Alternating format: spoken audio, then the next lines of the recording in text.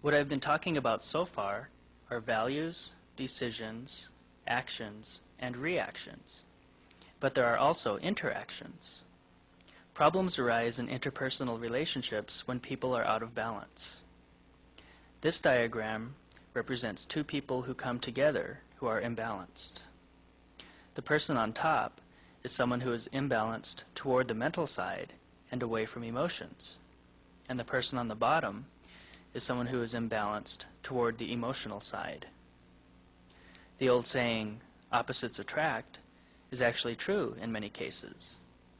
I'm sure many of us can think of examples of relationships in which one person is very rational and non-emotional, and the other person is very emotional and seemingly irrational.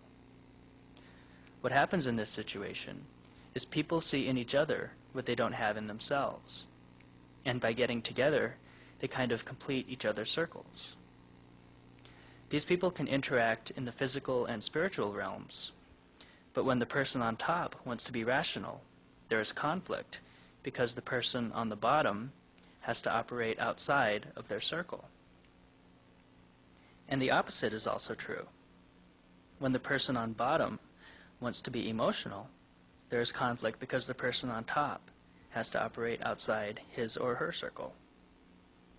The reason there is conflict is because they are constantly trying to pull each other outside of their comfort zones. Oftentimes, these people will remain together because even though there is a lot of conflict, each person provides for the other the aspects of life that are not developed within themselves. In an ideal situation, both people will develop their wheels fully before trying to start a relationship or a marriage. In this way, they can interact equally on all four levels and provide each other balance through harmony rather than conflict. When you look at interactions, you can look at people interacting like this. This is an example of a superficial interaction. People can interact superficially within any of the four aspects. An example of this might be in an academic or a professional environment where people are interacting, but what they are really doing is projecting themselves.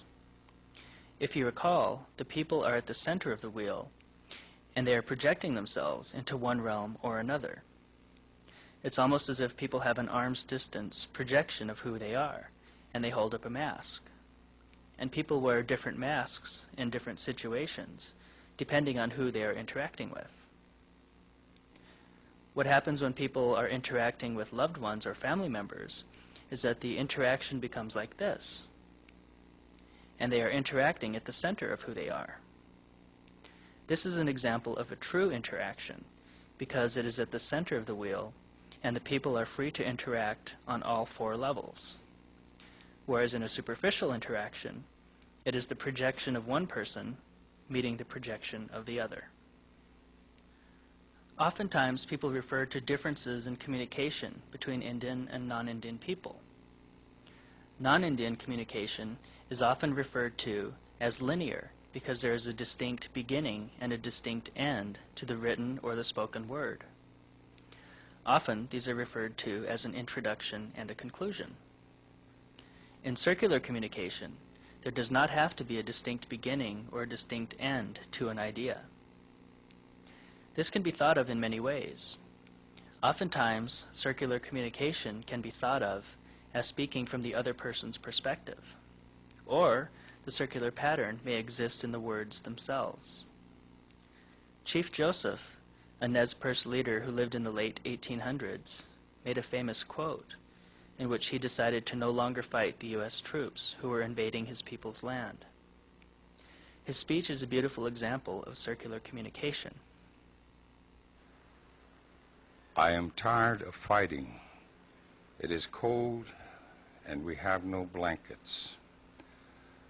The little children are freezing to death. My people, some of them, have run away to the hills and have no blankets, no food. No one knows where they are, perhaps freezing to death. I want to have time to look for my children. and see how many of them I can find. Maybe I shall find them among the dead. Hear me, my chiefs, I am tired. My heart is sick and sad. From where the sun now stands, I will fight no more forever. The first part of his speech describes the physical state of his tribe and the actions that had led up to this point. He summarizes the tribe's physical condition in the words, "I am tired." From here, he moves to the south part of the wheel, where he deals with the reactions and emotions generated from the physical realm. Here, he states, "My heart is sick and sad." These emotions feed back into his feeling of a broken spirit and compromised values. When he says, "From where the sun now stands," he is speaking from a spiritual and value perspective, which form the basis of his decision. I will fight no more forever. The medicine wheel is a very old symbol that has been used effectively for over 10,000 years. The wheel also has many applications in the world today, including modern medicine and current lifestyles. We have touched upon some of these applications in our discussion today. The elders tell us to keep harmony within nature and within ourselves. The medicine wheel gives us directions for attaining this balance. Listen to your emotions and be aware of your values. This will strengthen your decisions and actions and allow you to live in harmony with the world around you. Aho, pilamiya yolo, mitakuye oyasin.